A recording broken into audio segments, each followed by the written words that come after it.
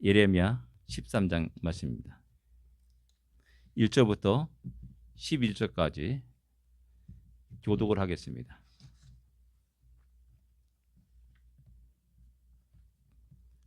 예레미야 13장 1절부터 11절까지 말씀 교독하겠습니다. 1절 제가 읽겠습니다. 여호와께서 이와 같이 내게 이르시되 너는 가서 배띠를 사서 내 허리에 띠고 물에 적시지 말라 하시기로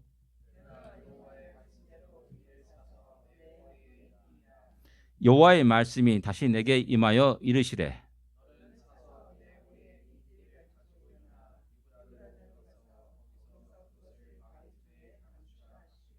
내가 여호와께서 내게 명령하신 대로 가서 그것을 유브라데 물가에 감추니라.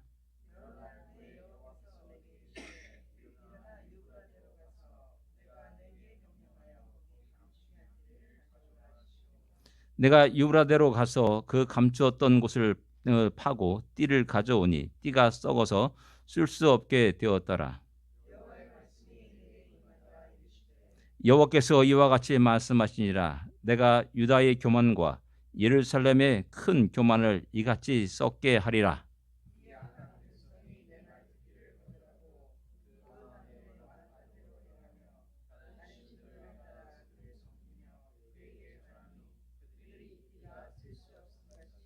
같이 읽겠습니다. 여호와의 말씀이라. 띠가 사람의 허리에 속함 같이 내가 이스라엘 온 집과 유다 온 집으로 내게 속하게 하여 그들로 내 백성이 되게 하며 내 이름과 명예와 영광이 되게 하려 하였으나 그들이 듣지 아니하였느니라. 아멘. 선지자에게 임한 하나의 명령, 그 내용을 한번 살펴보겠습니다. 하나의 명령, 세 가지 명령이 나옵니다. 첫 번째 명령은 1절과 2절에 나온 말씀대로 예레미야에게 띠를 사서 다섯 허리에 띠라라고 이렇게 명령합니다. 이 말씀대로 선지자 예레미야는 띠를 사서 허리에 띱니다. 그 두 번째 명령은 그 유브라데로 가가지고 그 강 바위 틈에 그 띠를 감추라 하는 말씀입니다. 그리고 예레미야는 또 그 말씀대로 그대로 순종하고 그 유브라데까지 가가지고 그 띠를 감춥니다. 세 번째 명령은 또 다시 유브라데로 가라. 그리고 그 띠를 가져오라는 명령입니다. 그리고 또 예레미야는 하나님 말씀대로 그 명령대로 그 허리띠를 가져옵니다. 이것이 하나님의 명령입니다. 이 명령은 참 이상한 명령입니다. 이상한 명령입니다. 우리가 이런 명령을 받았다면 우리의 반응은 어떻게 될 것인가라는 겁니다. 어떤 반응을 보일 것인가? 과연 쉽게 순종할 수 있는가? 기쁨과 감사 속에서 이 말씀을, 이 명령을 따를 수 있는가라는 겁니다. 예, 물론 일본에 띠를 사서 허리띠에 띠라라는 이 말씀은 쇼핑을 좋아하는 우리 여자분들에게는 참 즐거운 명령입니다. 야, 쇼핑하라는 명령이구나. 어떤 띠를 살까? 가죽 띠를 살까? 뭐 크리스찬 디오를 살까? 뭐 이렇게 여러 가지 생각을 또 할 수가 있습니다. 좀 기분 좋은 명령입니다. 1번까지는 우리가 좀 쉽게 순종할 수 있고 기분 좋게 순종할 수 있습니다. 그러나 두 번째, 세 번째 명령은 우리가 부담스럽습니다. 순종하기 결코 쉬운 말씀이 아닙니다. 뭐 요 디스플레이 갔다 와라 하는 그런 명령이 아닙니다. 조금 가게 되면 이제 박스 리버가 나옵니다. 그 정도까지 갔다 와라 라는 명령은 아닙니다. 좀 더 서쪽으로 가게 되면 미시피강이 나옵니다. 거기까지 갔다 와라 라는 명령도 아닙니다. 그보다 훨씬 더 멀리 갔다 오라는 명령입니다. 유브라데까지 가서 그 허리띠를 감추라라는 명령입니다. 이 거리가 과연 얼마 될 것이냐라는 겁니다. 예루살렘부터 유브라데스강까지 약 500마일 정도 되는 거리입니다. 500마일. 키로수로 따지면은 800km 되는 거리입니다. 우리 한국 사람은 금방 이해할 수 있습니다. 서울과 부산과의 거리가 430km인가 그래요. 그걸 왕복하는 거리입니다. 결코 짧은 거리가 아닙니다. 하루 이틀에 갈 수 있는 거리가 아닙니다. 그 먼 거리를 하나님은 갔다 오라고 명령하고 있다라는 사실입니다. 자동차가 없는 그 시대에 기껏 가장 빠른 교통수단은 말이요 마차일 겁니다. 그 말과 마차를 타고 가더라도 결코 빨리 갔다 올 수 없는 그러한 거리임은 우리가 잘 알고 있습니다. 갔다 오는데 과연 며칠 정도 걸릴까요? 우리가 이제 창세기를 보게 되면 야곱과 라반이, 외삼촌 라반의 이야기가 나옵니다. 야곱이 외삼촌 라반을 피해가지고 몰래 도망갑니다. 도망가는 입장이기 때문에 전속력으로 달려서 도망갔을 겁니다. 실컷 어디 쉽대가 있냐, 빨리 가자 해가지고 막 불이 나게 도망갔을 겁니다. 또 사흘 후에 라반이 도망간 걸 알고 또 열심히 야곱을 쫓아서 달려갔습니다. 쫓아가는 입장에서 또 역시 마찬가지로 야, 점심 먹고 가자, 야, 저녁 먹고 가자, 좀 하루 쉬었다 가자, 뭐 이러진 않았을 겁니다. 전속력으로 또 달려가서 야곱을 쫓았습니다. 그래서 길르앗에서 만났습니다. 10일 후에 만난 겁니다. 그래서 전속력으로 달려가서 10일 동안 간 거리가 그 하란에서부터 이제 가나안 땅 지금 현재 갈릴리 호수 동편 땅 거기까지 오게 된 겁니다. 그러니까 최선도 이것을 가는 거리가 최선도 15에서 20일, 더 많게는 한 달 걸리는 그런 거리라고 말할 수가 있습니다. 그 거리를 갔다 오라라고 말하는 겁니다. 그리고 또 얼마 있다가 며칠 후에 있다 다시 갔다 오라고 하는 명령입니다. 과연 이 명령을 우리는 쉽게 받아들일 수 있냐는 겁니다. 이 명령을 기쁘게 받아들일 수 있냐는 겁니다. 그렇게 쉽게 받아들일 수 없다는 겁니다. 근데 왜 하나님은 그냥 요단강 가서 그냥 띠를 감추다 하면 얼마나 좋을까요? 좀 멀리 가면 또 야복강가에다 그냥 띠를 감춰서 갔다 오라 라면 얼마나 좋을까요? 왜 하나님은 이 먼 거리를 여행하도록 하셨느냐라는 겁니다. 우리 마음은 그냥 옆에다 그냥 묻어도 되는데, 땅속에 툭툭 묻어도 되는데, 태우가 500마일 되는 거리까지 가서 이렇게, 그것도 뭐 대단한 일이 아니에요. 뭐 억만금은 감춰라 뭐 이런 것도 아니에요. 자기 띠 허리띠 그냥 감췄다 오라는 그런 명령인 겁니다. 왜 하나님은 이렇게 그 먼 거리를 갔다 오라고 하시는가라는 겁니다. 본문은 그것에서 이유를 말하지 않고 그 여행길을 기록하고 있지 않습니다. 그러나 분명한 것은 500마리가 되는 그 먼 거리의 여행, 기록하지 않은 여행이라는 사실입니다. 여기서 우리는 기록되지 않은 기행문을 볼 수 있어야 됩니다. 기록되지 않은 기행문, 예레미야의 기행문. 과연 그는 그 500마일이라는 거리를 왕복하면서 무엇을 보았으며 무엇을 느끼며 무엇을 깨달았을까라는 겁니다. 이 말씀은 예레미야 개인에게 하신 말씀입니다. 공개적으로 이 사람 저 사람 다 들으라고 하는 말씀이 결코 아니었습니다. 그렇다면 하나님은 예레미야가 구태여 그 500마일까지 가서 무엇을 보여주고 싶은 겁니다.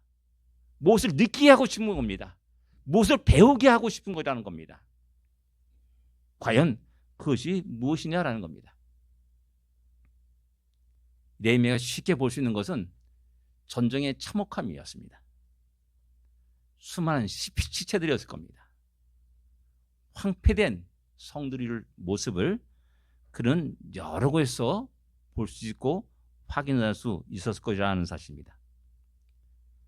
바벨론 제국이 얼마나 강대한 나라임을 또 절실히 느낄 수가 있었습니다.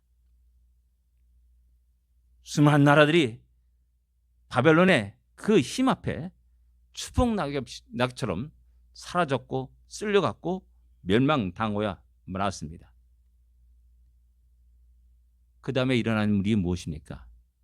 이 전쟁의 참혹함이 얼마 안 있으면은 이제 자기 나라 이스라엘과 유대의 직격탄을 이제 쏟아부을 거라는 사실입니다. 코앞에 닥친 위기 상황을 느끼는 겁니다. 실감하게 되는 겁니다. 그것을 느낀 자는 안일하게 앉아있을 수 없습니다. 야, 오늘 하지 못했는데, 야, 내일도 있으니까 내일 해. 아, 모레도 있으니까 모레도 해. 괜찮아. 야, 태양이 녹쓰냐? 야, 그냥 대충 넘어가. 절대 이런 말을 할 수가 없습니다. 왜? 바로 눈앞에 닥친 위기이기 때문이었습니다. 눈앞에 닥친 전쟁이고 눈앞에 닥친 죽음이요 사륙이라는 사실입니다. 그렇기 때문에 피를 토하여 외칠 수밖에 없고 눈물을 흘리며 외칠 수밖에 없습니다. 야, 정신을 차려야 된다 이제. 그런 간절한 마음으로 이스라엘 백성들에게, 당신이 사랑하는 유다 백성들에게 이야기할 수밖에 없는 겁니다. 이 말씀은 우리에게 더 큰 도전이 됩니다. 우리는 나름대로 우리의 인생의 여정길을 걸어왔습니다. 과연 우리가 살아온 인생의 여정 속에서 우리는 무엇을 보았고 무엇을 느끼며 무엇을 배웠냐라는 겁니다. 우리 자녀들에게, 우리 후손들에게 진짜 간절한 마음으로 이야기하실 수 있는 그 무엇이 뭐냐는 겁니다. 젊은이라면 얼마 안 살았습니다. 이게 말해줄 게 없습니다. 근데 최소한도 50, 60, 70 살아온 인생은 그 역사 속에서 많은 것을 보았습니다. 많은 것을 느꼈습니다. 많은 것을 경험했고 배웠습니다. 과연 그것이 무엇이냐라는 겁니다.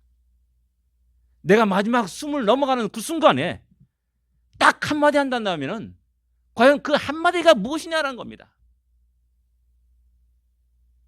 가장 눈물을 흘리면서 한마디 딱 할 수 있다면 나의 인생 속에 그 한마디는 무엇이냐라는 겁니다. 하나님은 예레미야에게 그것을 보여주는 겁니다. 불평과 원망이 아니라 그 장거리 여행하면서 수많은 것들을 보며 경험하면서 그것을 이야기하고 외칠 수 있기를 원하는 겁니다. 무엇을 보았습니까? 무엇을 경험했습니까? 무엇을 배웠고 무엇을 느꼈습니까? 그리고 무엇을 말할 수 있겠습니까? 무엇을 말해줘야 됩니까?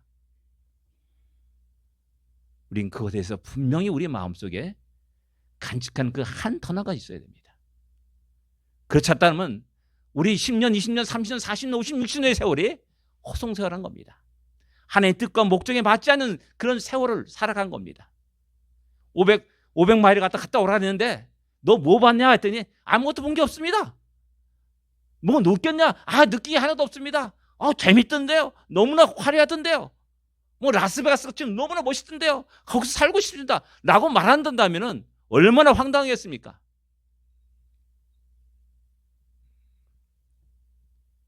이상한 명령 속에 하나님 그 깊고 오묘한 뜻이 있는 겁니다. 우리의 인생 여정 속에서 우리가 마지막 순간에 말할 수 있는 그 한마디가 우리에게는 있어야 됩니다. 성도로서, 크리스찬으로서 그 한마디를 우리 말할 수 있어야 되고 또 이야기할 수 있어야 됩니다. 두 번째 생각할 수 있는 것은 유다의 교만을 알려주기 위한 명령이다라고 9절에 말씀하고 있습니다. 9절에 보면 내가 유다의 교만과 예루살렘의 큰 교만을 이같이 썩게 하리라. 너무나 황당합니다. 당황스럽습니다. 유다의 교만은 모두가 다 아는 이야기입니다. 끝없이 수많은 선지자들이 외쳤습니다. 교만하지 마라, 교만하지 마라. 선교도 끝없이 교만의 문제를 다루고 있음을 우리는 잘 알고 있습니다. 근데 그래 고생해서 500마리 갔다 왔더니 또 갔다 왔더니 하는 말씀이 유다의 교만과 예루살렘의 큰 교만을 이까지 썩게 하리라 라고 말씀하는 겁니다. 대단한 줄 알았더니 너무나 평범한 말씀입니다. 우리 신앙생활에 너무나 수없이 들은 말씀입니다. 이미 우리가 다 들어서 알고 있는 말씀입니다. 이 말을 듣는 순간에 어떤 사람은 말할 겁니다. 에게 겨우 이것을 알려주시기 위해서 나라는 그렇게 고생하게 했는가? 라는 겁니다. 겨우 이 정도 말씀을 하기 위해서 나라는 그 500마일에 되는 거리를 왕복하게 하고 또다시 갔다 오게 하겠는가라는 겁니다. 이것이 우리의 마음입니다. 에게 겨우 이겁니다. 그러나 하나님은 유다의 교만, 예루살렘의 교만을 아주 심각하게 생각하고 있다는 사실입니다. 그 많은 고생을 하면서 그 먼 거리를 갔다 와서 깨달아야 될 그것, 너 교만이다라는 겁니다. 이 교만을 완전히 썩게 만들기 위해서 노라는 그 먼 거리를 왕복하게 했다. 그것도 한 번이 아니라 두 번씩이나 왕복하게 했다라고 말씀하는 겁니다. 근데 우리는 어떻게 합니까? 에게 겨우 다 알고 있어요. 다 들었어요. 지금 오늘 말씀도 어쩌면 우리는 너무 많이 들은 이야기입니다. 수없이 들어오고 다 알고 있는 말입니다.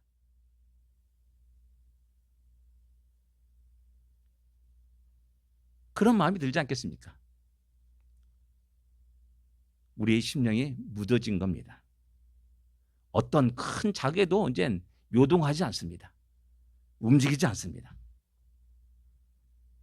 우리는 이 땅에 발을 붙이고 살는 존재이기 때문에 나도 알지 못한 사이에 조금씩 이 땅에 물들어가게 되고 먼지를 묻히게 되고 죄를 뒤집어쓰게 되고 그걸 가만 놔두면은요 모릅니다. 제가 늘 얘기하지 않습니까? 저 시계의 시침 가만히 있습니다. 안 움직입니다. 아무리 눈을 뚫어지게 쳐다봐도 그대로 정지해 있습니다. 아니에요. 근데 하루에 2바퀴 뱅뱅 돕니다. 분명히 돕니다. 우리 한참 막 점심 먹고 막 이고 딱 들어오게 되면 분명히 시침 옮겨져 있습니다. 안 움직인 것 같은데 움직이고 있다는 사실입니다. 우리가 우리 자신들을 살피지 못한다면은 이런 영적인 무감각 상태에 빠지게 되는 겁니다. 굉장히 중요한데 하나님이 가장 중요하게 여기는 그 문제를 갖다가 우리는 에게 하고 별 볼일 없네, 그냥 소홀히 돼도 되네 라는 그런 마음으로 받아들일 수 있다는 사실입니다. 가볍게 행동하게 됩니다. 그리고 가볍게 행동하기 때문에 가볍게 가치없이 던져버리기도 합니다. 그리고 하나님, 내가 어떤 존재인데 겨우 이 정도를 갖고 얘기합니까? 라는 그런 불평과 원망을 하기도 합니다.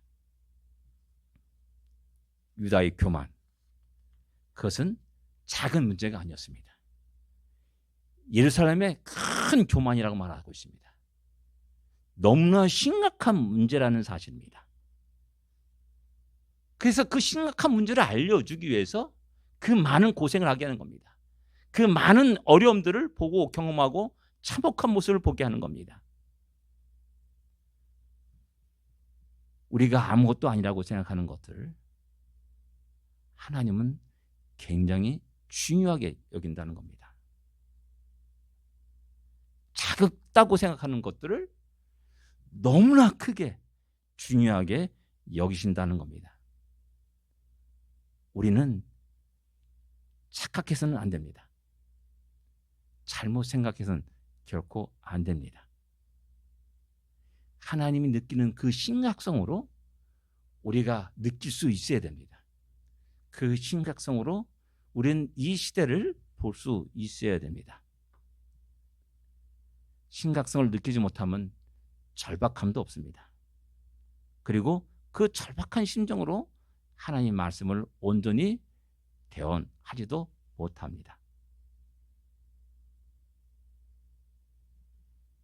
내가 본 참혹한 그 원인이 무엇인지 아냐? 교만이야 라고 말하는 겁니다. 내가 본 수많은 그 죽음의 그 근원이 뭔 줄 아냐? 결국 교만이라는 겁니다. 유다여 예루살렘이여 너희는 그 교만 때문에 내가 본 그 모습 그대로 참혹한 모습으로 죽어갈 것이라는 사실을 이야기하고 있는 겁니다. 그 다음에 이어서 10절에 보면 내 이 악한 백성이 내 말을 듣기를 거절하였다라는 말입니다. 교만한 자의 특징이 뭐냐? 듣지 않음입니다. 듣지 않습니다. 듣지 않기 때문에 자연스럽게 영적 무지 상태에 빠지게 됩니다. 영적 무지 상태는 결코 똥과 된장을 구별하지 못하는 분별력을 상실해 버리게 됩니다. 그리고 자기 생각대로 살아가게 되는 겁니다. 영적 무지 듣지 않기 때문에 그 대신 모든 걸 얻은 걸 듣되 세상 말에 귀를 기릅니다. 세상의 철학자의 말에 귀를 기릅니다. 세상의 학문 뛰어난 지식인들의 말에 귀를 기르게 됩니다. 수많은 매스미디어의 그 말에 귀를 기르게 됩니다. 하나님의 말씀은 사라져버립니다. 하나님의 말씀이 우리의 삶의 기준이 아니게 됐습니다. 하나의 고전 책에 지나지 않습니다. 그런 시대를 하나님은 징계하십니다. 그런 시대에 사람들에게 분노를 쏟아부으시는 겁니다. 그런 자들에게 심판을 내리시는 겁니다. 쭉 거슬러 올라가면 뭐냐? 결국 교만이란 말에 딱 집착되는 겁니다. 우린 겸손한 자입니까? 교만한 자입니까? 우린 쉽게 하려면은 우리는 하나님의 말씀에 귀를 기르고 있는 자인가라는 겁니다. 그 말씀을 듣고 있는 자인가? 그 말씀을 마음에 새기고 살아가는 자인가? 그 말씀을 기준대로 삶을 살아가는가? 세상의 옳고 그름의 잣대가 무엇입니까? 세상의 법입니까?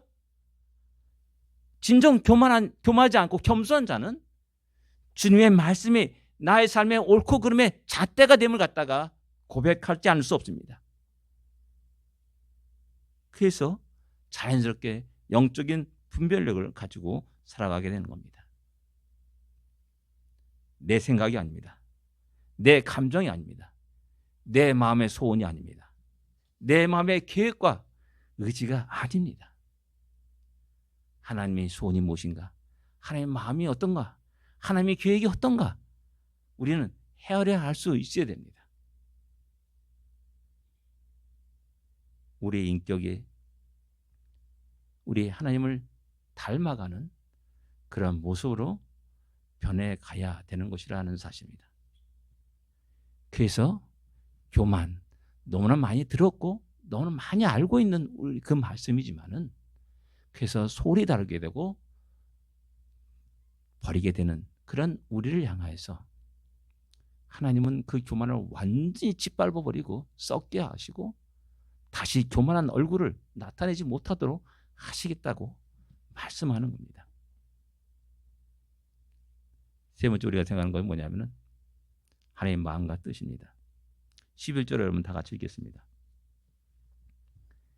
여호와의 말씀이라 띠가 사람의 허리에 속함같이 내가 이스라엘 온 집과 유다 온 집으로 내게 속하게 하여 그들로 내 백성이 되게 하며 내 이름과 명예와 영광이 되게 하려 하였으나 그들이 듣지 아니하였느니라. 여기 하나님의 마음이 담겨 있습니다. 하나님의 뜻이 하나님의 계획이 무엇인지를 담겨 있습니다.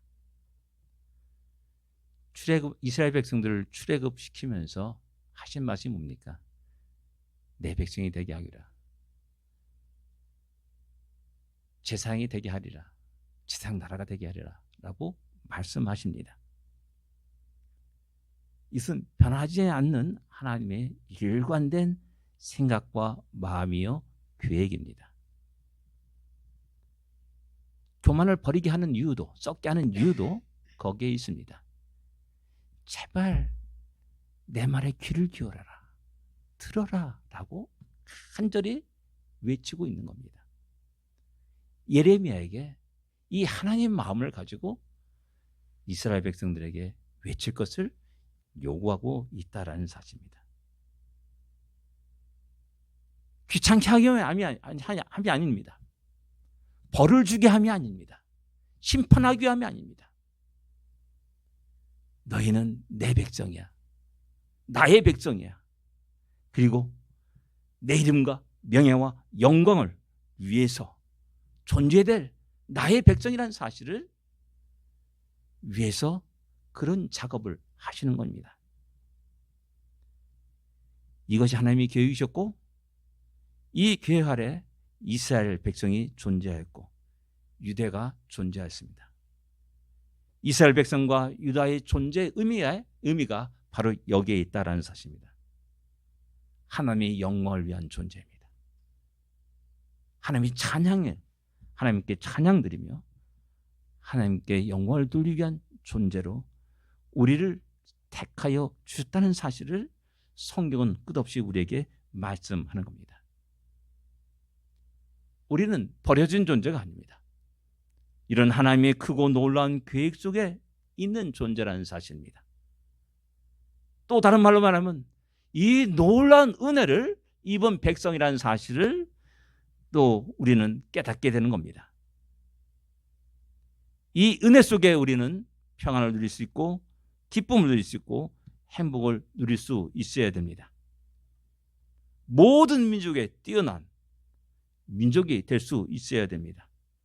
모든 제재로부터 능히 승리할 수 있는 민족이 되어야 됩니다. 그러나 11절 마지막에 안타깝게도 그들은 듣지 아니했다라고 말씀합니다. 너무나 교만했던 겁니다. 그래서 그 교만함을 깨닫게 하기 위해서 그 고통을, 그 고생을 하도록 하십니다. 다시 한번 말씀드립니다. 교만한 자는 듣지 않습니다. 듣지 않기 때문에 영적 무지에 빠지게 됩니다. 영적 무지에 빠지기 때문에 분별력을 상실합니다. 무엇이 옳고 그름을 모릅니다. 그냥 세상의 풍조에 따라서 오늘은 이렇게 내일은 저렇게 왔다 갔다 하면서 살아가는 겁니다. 오늘 우리의 삶을 돌아볼 수 있기를 원합니다. 우리는 과연 교만한 자인가? 하나님 마음에 합한 자인가? 하나님이 그 계획 속에 있는 자인가? 한번 깊이 생각해야 됩니다. 저는 외칩니다. 간절히 말합니다. 하나님께서 우리에게 부으신 그 크고 놀라운 은혜를 거듭하는 어리석음을 범하지 말기를 원합니다. 우리 모든 성도들이 그 놀라운 은혜를 마음껏 받고 누리면서 기쁨과 즐거움이 넘치고 가정의 행복이 넘치고 하는 모든 일 속에서 늘 활기 있고 승리하는 놀라운 역사가 있기를 원합니다. 기도하겠습니다.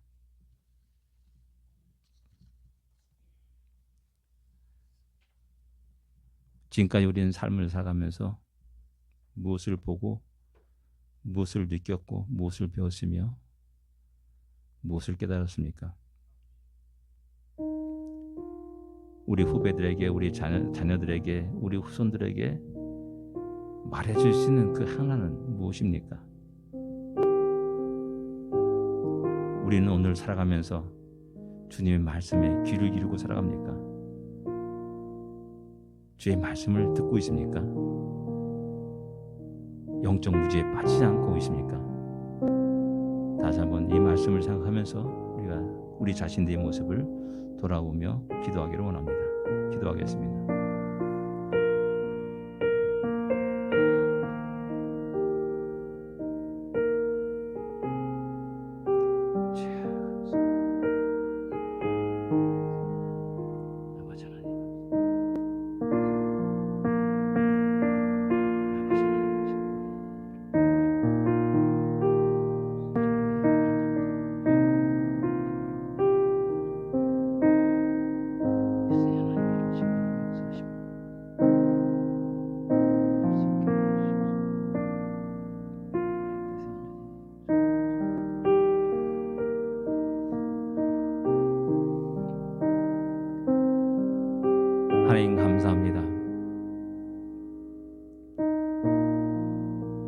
우리의 교만을 내려놓게 하여 주옵소서.